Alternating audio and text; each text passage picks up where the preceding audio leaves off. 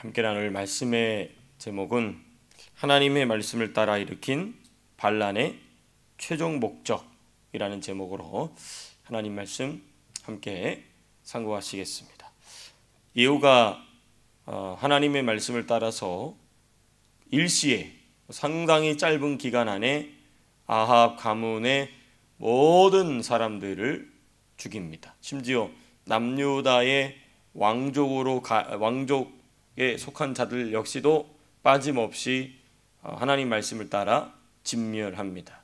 근데 거기서 끝나지 않고 오늘 아주 중요한 장면이 말씀에 기록되어 있습니다. 그게 바로 뭐냐? 바알을 섬기는 자들까지도 지금 이 예후가 진멸하는 장면입니다. 그래서 우리 이 말씀을 통하여서 한 구절씩 우리가 오늘 우리에게 주시는 말씀 살펴보겠습니다. 우리 먼저 15절에서부터 17절까지 보시게 되면 예후가 누구를 만나냐면 레갑의 아들 여호나답을 만나는 장면이 기록되어 있습니다. 그래서 레갑의 아들 여호나답과 예후의 연합의 모습이 기록되어 있죠.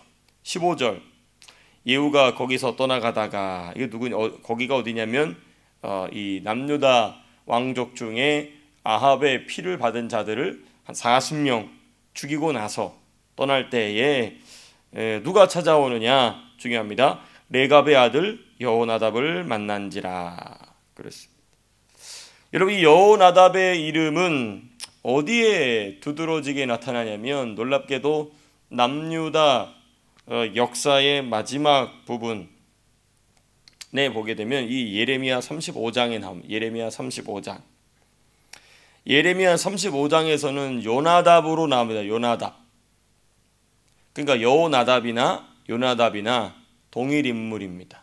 그러니까 예레미야 35장에서는 레갑의 아들 요나답으로 나오지만 이 열왕기하 10장에서는 레갑의 아들 여호나답으로 나옵니다. 동일 인물이죠. 근데 이 여호나답의 후손들이 하나님께 이 요나답 때부터 자신과 자신의 후손, 자신의 가문을 하나님께 엄격하게 구별하여 드립니다. 그래서 우리는 포도주를 마시지 않겠다.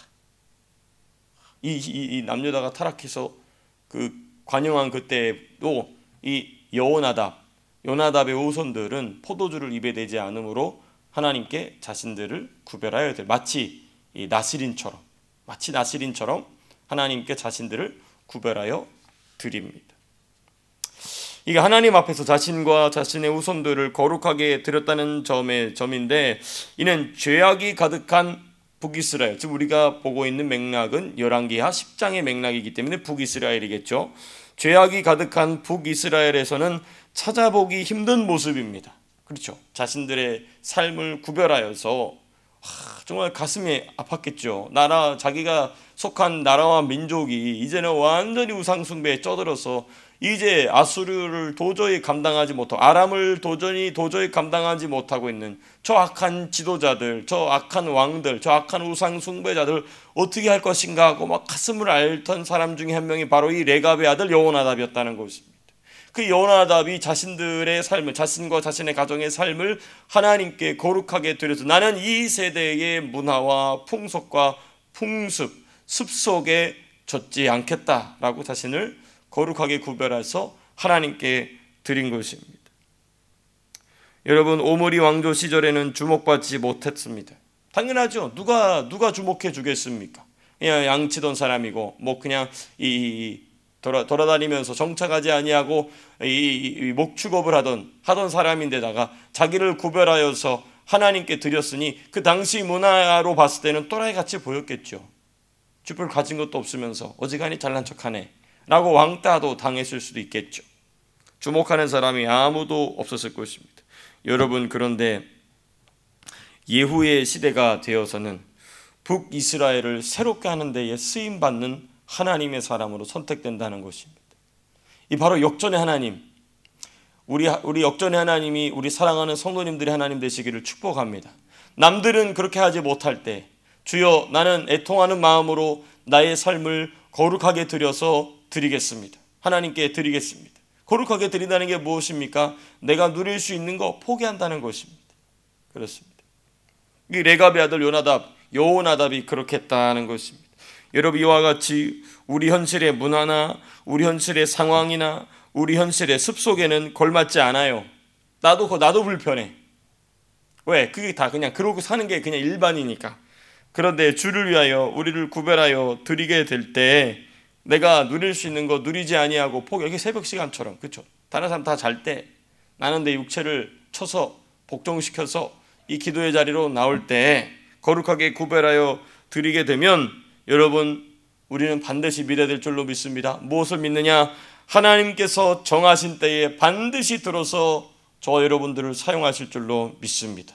저와 여러분들 뿐만 아니라 우리의 자녀들을 주께서 주목하실 줄로 믿습니다. 너무너무 중요해요. 문제는, 중요한 부분은 그렇게 자신을 구별하여 드리는 그 기간을 신실하게 지키는 것입니다. 신실하게. 그렇습니다.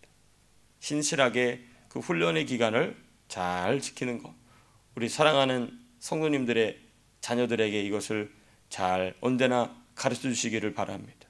너가 너의 삶을 구별하여 들었을 때 한두 번 하고 포기하는 것이 아니라 꾸준히 하나님 앞에서. 그렇습니다.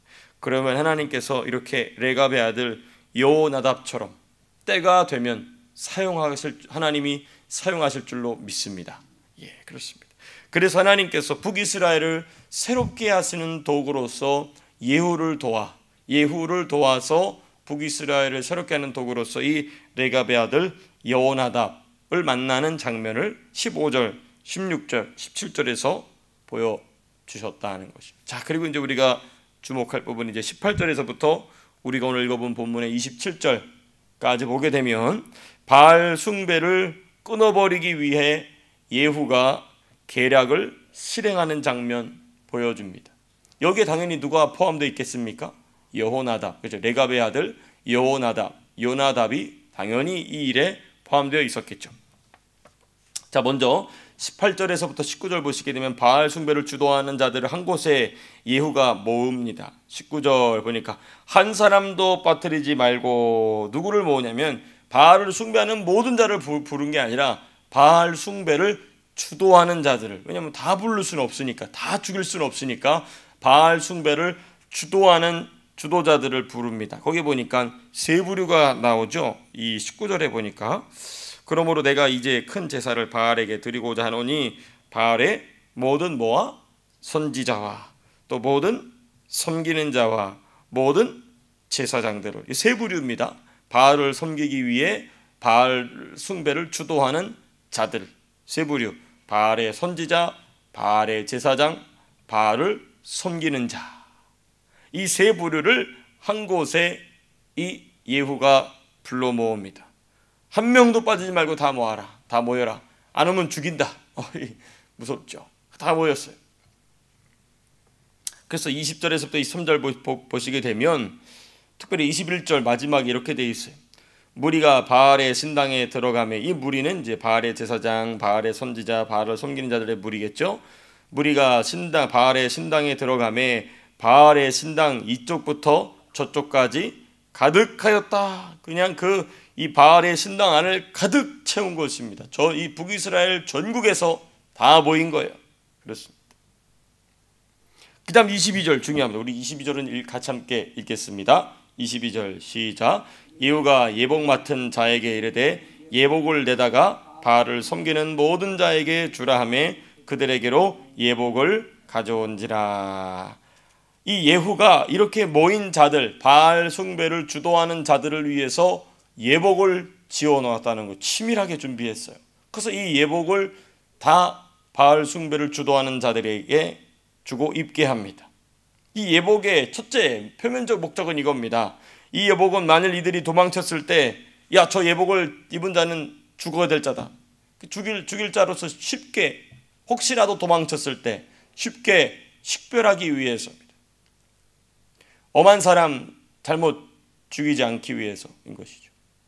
자, 근데 우리가 그러한 표면적인 이유의 내면에 자리 잡고 있는 영적인 의미를 좀 찾아본다면 이게 뭐냐? 이 예복은 이 사람들이 자신들의 인생에서 마지막에 입는 옷입니다. 그렇죠? 그 옷 입고 죽는 거잖아요, 이제. 이거 무슨 옷이냐면 바로 이들이 평생 섬겨온 바알의 옷이에요. 바알의 옷. 바알 숭배 옷이. 바알의 옷.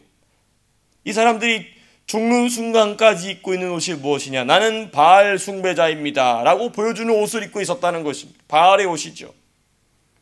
그러므로 이 바알의 옷은 달리 말하면 죄악의 옷입니다. 죄악의 옷이고 귀신의 옷입니다.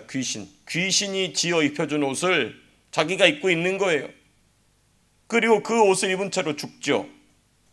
그래서 달리 말하면 이렇게도 얘기할 수 있겠습니다. 죄수의 옷입니다. 죄인의 옷이죠. 그렇습니다. 나는 죄인입니다. 나는 이런 죄인입니다라고 당당하게 보여주는 옷인 것입니다. 그렇기 때문에 저주의 옷인 것입니다. 아하. 저 여러분들이 다 이런 옷을 입고 있었던 자들인 줄로 믿습니다. 다 바알의 옷, 다 귀신의 옷을 입었고. 근데 이제 우리를 불쌍히 여기시는 주님께서 우리를 예수의 옷으로 입혀주신 줄로 믿습니다. 의의 옷이요, 평강의 옷이요, 화평의 옷으로 그 밝은 빛의 옷으로 우리를 입혀주신 줄로 믿습니다. 그러니까 우리가 죽을 때 보면은, 우리가 주님 앞에 갈 때 보면 그 사람이 입고 있었던 옷이 뭔지가 다 나와요. 그때에 저 여러분들은 아름다운 하나님께서 세마포, 흰 세마포, 눈에 보이진 않지만 누구라도 느낄 수 있는 흰 세마포 옷이 누구에게라도 느껴질 수 있게 되시길 축복합니다. 흰 세마포 옷 계시록에 보니까 뭐라고 되어 있죠? 성도들의 옳은 행실이다. 그렇습니다. 자, 그리고 이제 마지막 24절에서부터 27절, 바알을 섬기는 자들의 죽음과 바알의 신당의 회파의 장면이 기록되어 있습니다.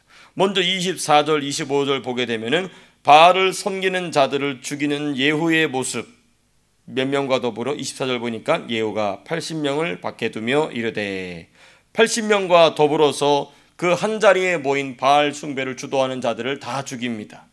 자, 이 죽이는 모습 이면에 담겨있는 이 의미를 좀 생각해 볼 필요가 있습니다. 만일 예후가 권력, 하나님 주신 권력만을 추구하는 자였다면 전국적인 반발, 전국적인 반란을 일으킬 수도 있는 이런 일을 행할까요? 안 할까요?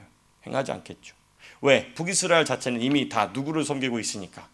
그렇죠. 바알을 숭배하고 있는데 자기가 숭배하고 있는 바알을 섬기는 것 도와주는 제사장이나 선지자나 바알 숭배를 돕는 자를 다 죽여버렸으니 일시에 밀란이 일어날 수도 있겠죠. 일시에 반란이 일어날 수도 있겠죠. 그렇죠. 이건 리스크입니다. 리스크를 감당한, 지금 이제 엄청난 반란을 일으키고 있는데 거기다가 종교의 문제까지 치고 들어가서 이 종교 지도자를 다 죽였다. 그럼 일시에 반란이 일어날 수도 있는 문제입니다. 그러니까 이 세상적 머리가 돌아가는 사람이었다면은 왕족만 싹 죽이고 자기가 권력을 찬탈했겠죠. 그렇죠. 근데 예후는 거기서 멈추지 않았다는 것입니다. 예후는 어디까지 나가냐면 이 모든 문제의 근원은 어디에 있다? 바알 숭배에 있다 하고 지금 승부를 건 겁니다. 이 부분이 참 중요해요. 이 부분이 참 중요한 것입니다. 만일 예후가 정말 이 정치적 권력만을 이 탐욕을 부리는 자였다면 이렇게 하지 않았을 것입니다. 그러나 예후는 하나님이 직접 명령하신 아합 가문을 진멸하는 것과 더불어서 하나님이 직접 자기에게 직접 명령하신 일이 아닐지라도 이미 언제부터? 모세 시대 때부터 하나님이 뭐라고 말씀하셨죠? 가나안 땅에 있는 모든 이방 족속들의 우상 숭배를 전부 진멸하라고 말씀하셨어요. 그러니까 이건 하나님 따로 명령하실 필요가 없는 일인 것이죠. 그 일을 지금 이 예후가 북이스라엘에서 거의 처음으로 이 여로보암이 북이스라엘을 세운 이후로 우상 숭배를 완전히 박살을 내버린, 이렇게 근원까지 박살을 내버린 것은 거의 최초죠. 하나님 기뻐하신 일을 한 것입니다. 모세 시대부터 말씀하신 우상 숭배를 파하는 일을 함으로써 그의 반란이 자신의 정치적인 어떤 욕구를 채우기 위함이 아니라 하나님 섬기는 일이 중심이 있었음을 보여줍니다. 하나님의 마음을 너무 시원케 한 거예요. 그러니까 예후가 좀 실수한 거 하나님이 그냥 정상 참작해 주시죠. 저 여러분들이 이렇게 하나님 마음을 시원케 해드리는 삶을 살아야 될 줄로 믿습니다. 하나님의 마음을 시원케 해드리기 위해서는 이렇게 막 항상은 아닙니다만은 이 인생의 중요한 순간순간마다 리스크 테이킹을 할 때가 있어요. 이 위험을 감수해야 될 때, 도박같이 위험을 감수해야 될 때가 있어요. 그렇습니다. 그때 믿음으로 승리하게 되시기를 축복합니다. 여러분, 이렇게 하나님이 어떤 기회나 축복을 주실 때 그것을 받는 자의 중심이 드러나기 마련이에요. 그런데 이때 예후는 우상 숭배를 척결함으로써 하나님을 기쁘시게 했다. 이게 참 중요한 것입니다. 하나님이 나에게 기회를 주시고 복을 주시고 물질을 주시고 사람을 만나게 하시고 잘되게 하실 때 그 사람의 중심 상태가 드러나는데, 그때에 하나님을 기쁘시게 해드리는 중심이 드러나야 된다는 것입니다.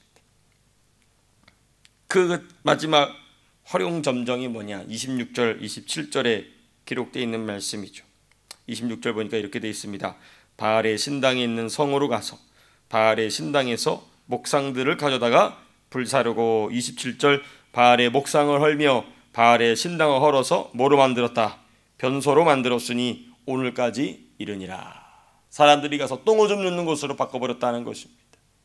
완전히 그 이 바알 숭배의 흔적을 이 예후가 지워버리게 되었다. 그러니까 이게 바로 뭐냐? 하나님의 말씀을 따라 일으킨 반란의 최종 목적은 뭐냐? 그 왕족들을 죽이는 것으로 그치는 것이 아니라 하나님께서 가장 싫어하시는 근본적으로 문제가 되는 그 일, 바로 우상 숭배를 박살내기 위함이었다는 것입니다. 이게 바로 하나님의 말씀을 따라 일으킨 반란의 최종 목적. 이런 반란은 하나님께서 기뻐하시는 반란인 것입니다. 하나님의 마음을 기쁘시게 해드리기 위해서 이와 같이 저와 여러분들도 영적인 반란을 일으켜야 됩니다. 누구를 향하여? 악한 원수 마귀를 향하여 반란을 일으키게 되시기를 축복합니다. 이런 영적인 반란이 지금 우리 조국 대한민국에서 일어나고 있어요. 예수를 믿지 않는 자들까지도 이 전쟁에 참여하고 있습니다. 이때 예수 믿는 사람들이 뒤로 숨으면 안 되겠죠. 정말 바보 멍청이 같은 일입니다. 그렇습니다. 제가 어제 대통령이 헌재에 나와서 변론하는 모습을 보면서 그래 참 다행이다. 저 사람 얼굴을 보니까 뭔가 힘이 있다. 근데 또 함께 동시에 절망적인 것은 그 헌법재판관들의 모습이에요. 저 늙어빠진, 저 썩어빠진 얼굴 면면들을 보니까 벌써 이미 자신들은 탄핵시키려고 얼굴에 딱 써 있어요. 저 사람들 말하는 꼴을 보면 저와 여러분들은 이 영적인 싸움 가운데서 뒤로 물러나지 아니하고 우리가 마땅히 싸워야 될 싸움 속에서 이길 수 있도록 기도로, 또 마음이 감동되신다면 또 재정으로도 후원하셔서 우리가 이 마땅히 싸워야 될 하나님 말씀을 따라 일으킨 반란의 최종 목적 우상 숭배의 목을 쳐버리고 우리나라 조국 대한민국이 새롭게 세워지는 일을 위하여 저와 여러분들이 이 말씀을 따라 쓰임받게 되시기를 주님의 이름으로 부탁드리고 축복합니다. 기도하고 마치겠습니다.